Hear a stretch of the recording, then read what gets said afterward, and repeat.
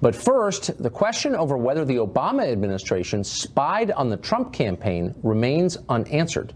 2 days ago, House Intel Chair Devin Nunes said there was strong evidence of surveillance. Now he says he's unsure, partly because the FBI is not releasing relevant documents for some reason.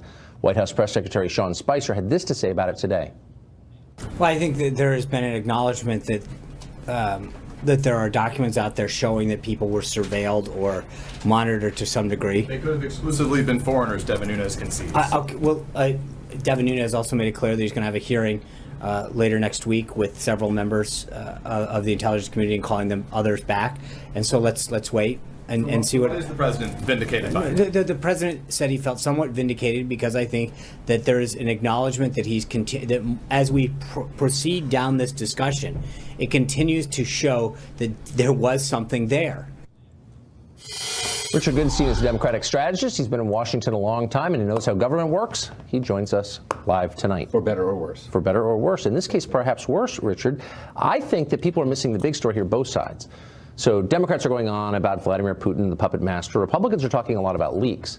Both may be missing the actual scandal, which is the political use of classified intelligence to hurt people.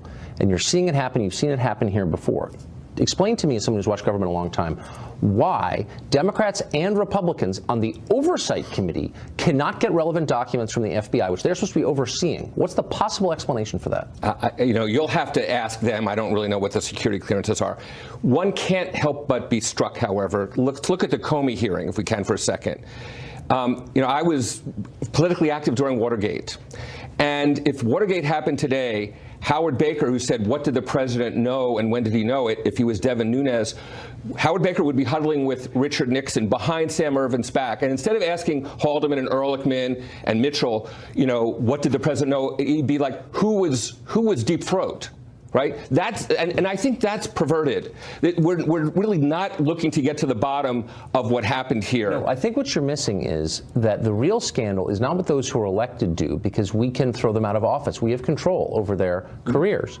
It's what people who are unelected and who retain massive amounts of power do to influence the course of government behind a screen we can't see beyond.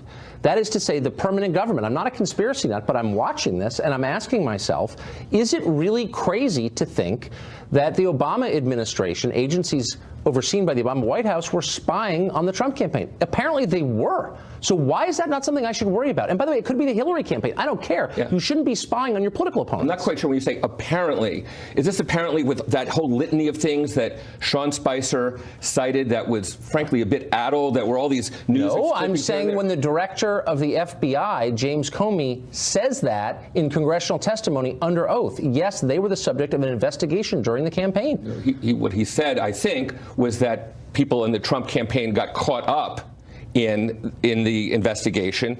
And he said that they were the subject of an investigation. So let's imagine that Paul Manafort, who we know is paid $10 million a year or so by Putin compatriots, that somehow or other he crossed the line in that connection. I mean, look, we know that the WikiLeaks came out an hour after Access Hollywood, right? Do we think that was just random? Do we think that was just dumb luck? Or do we think when Roger Stone said it's Podesta's time in the barrel, that was just a kind of coincidence? Look, you're not going to get me to say the Russian government wishes us well or they're not causing mischief. They have for almost 100 years against our government, of course. But let's not forget that we're not talking about the Russian government, foreign government. We're talking about our own government authorizing a spying operation against its political opponents. That was at the very heart of the allegations of Watergate. Yes, it is. We know that happened. Well, nobody's saying that. No, Comey is saying, first of all, it doesn't trace a whit to Barack Obama. I mean, I do hear you, Tucker, and I think you know better, defending Donald Trump's untethered from reality tweet. Not only have I not defended it, as I put out night after night, I questioned him directly about it, and I don't think that he should have written that tweet. To your credit. I've just been here long enough to know that it's a plausible claim, wiretapping, whatever. Yeah. It's a plausible claim that Trump and his associates were under surveillance by agencies overseen by the Obama White House. I believe that is entirely plausible. Do you not think that's plausible? Well, I think it's a big deal. Well, when you say overseen by the Obama White House, let's say they're part of the Obama administration. That's the executive branch of government. So you could make that charge about the FBI going after Hillary Clinton, right?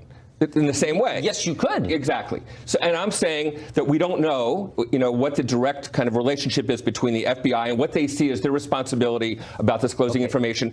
They are now entitled to be suspect about sharing things with Donald Trump. But we do know that the intelligence agencies, CIA particularly, are in effect acting like their own government. They're unelected. On February 16, 2017, the Wall Street Journal reported, and no one's refuted it, that the CIA was withholding information for Trump. Their whole job is to give him information, the information he asked for. They're withholding because they just don't think he should have it. Does that bother you? Well, if you were the subject, if you had information and you were an investigator or you were at a government intelligence agency and the person you were responsible to give information to, you thought was actually going to mishandle it. I'm just saying, I understand. Not your job to make that judgment. Well, so, I don't know. If you think national security is at stake, if you think... Then you resign, because we have civilian control of the intelligence agencies. If some army colonel decided we should invade Liechtenstein and he felt it was his moral duty, would he be allowed to do that? No. He works for the president. Right. On March 14th, John Brennan assured Congress the CIA did not hack into the Senate Intelligence Committee's computers. Turns out, we learned July 31st of the same year, he was lying. They actually broke in to the Senate Intel Committee computers because they didn't like what the Senate Intel Committee was doing. Right. Are you bothered by that? I'm bothered by leaks. I'm bothered. That's not a leak. No, that's espionage against elected officials. I'm bothered by intelligence agencies misusing their authority, of course. I am bothered profoundly by the misdirection of looking at leaks and what the intelligence agencies may or may not be doing correctly when the story is, again, possibly collusion between Trump associates and Russia, the equivalent of having Russia bomb the Clinton headquarters every day. But it wasn't kinetic, it was technological. Look, that's a grotesque overstatement, but I'm going to let it go by because, look, we're talking about a political game. I'm not defending that. I'm merely saying here you have the most powerful and well-funded government in the history of the world, and its most secretive elements may be using that information for political reasons. In March of 2013, James Clapper went before the Congress and said, we're not collecting information wholesale on Americans. He lied. Nobody seemed to care. And I'm saying, doesn't that bother you? To say to use it for political reasons, they didn't do a very good job considering they went public with the investigation of Hillary. They did not disclose this about Trump, and had they, one could argue that would have been the equivalent of the Comey letter as regards Trump and made the difference in terms of the campaign. Well, we may be arguing the same thing. I thought that Comey's announcement that Hillary was under investigation without specifying what she was being investigated for was appalling. Absolutely. And he ought to be fired for that. I thought that at the time, and I think it now. But you guys are making this purely partisan when there's something much more important at stake, which is the integrity of our government. Well, I don't disagree that we need to get to the bottom and get the intelligence agencies not acting like they're their own boss. Oh, gosh. We agree on that. Mr. Goodstein, thank you. Happy to be here. Bill Binney worked at NSA for more than 30 years. He was a famous and highly regarded employee there, but he resigned in 2001, saying the agency was building illegal mass surveillance networks. He says that President Trump almost certainly has been spied on by the government, was being spied on, and probably for a long time. Bill Binney joins us now. Bill, thanks a lot for coming on. Now, as I just said in my intro, you spent 30 years there. You're not someone who's speculating, and you believe it's entirely possible that the president was, in fact, spied on? Yes, in fact, they're taking in fundamentally the entire fiber network inside the United States and collecting all that data and storing it in a program for the, they call it Stellar Wind is the name for their program. That's the domestic collection of data on U.S. citizens to other U.S. citizens, everything we're doing. Phone calls, emails, and financial transactions, credit cards, things like that, yeah, all of it. So if you found someone objectionable or dangerous, the temptation would be profound to locate information on that person and perhaps misuse it, would it not be? Yes, and for example, inside NSA, they had a program they called LoveInt. That's where the analysts in NSA looked into that data to find out if their lovers were cheating on them. That's the extent of the data collection that NSA is doing. But I mean, I grew up believing that NSA was not allowed to collect data on Americans. It was supposed to be outwardly focused on our foreign enemies, and you're saying that that's been perverted for many years. Yes, since 2001. So what do you make of considering what you just said is that the NSA has all the information? So presumably they could prove or disprove the claims about Russian tampering in this election. They could prove or disprove Trump's tweet about being spied upon. Why wouldn't they?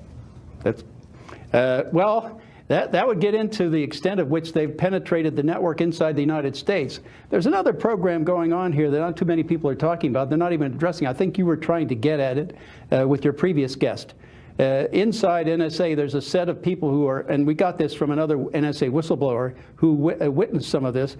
They're inside there, they're targeting and looking at all the members of the Supreme Court, the Joint Chiefs of Staff, Congress, both House and Senate, as well as the White House.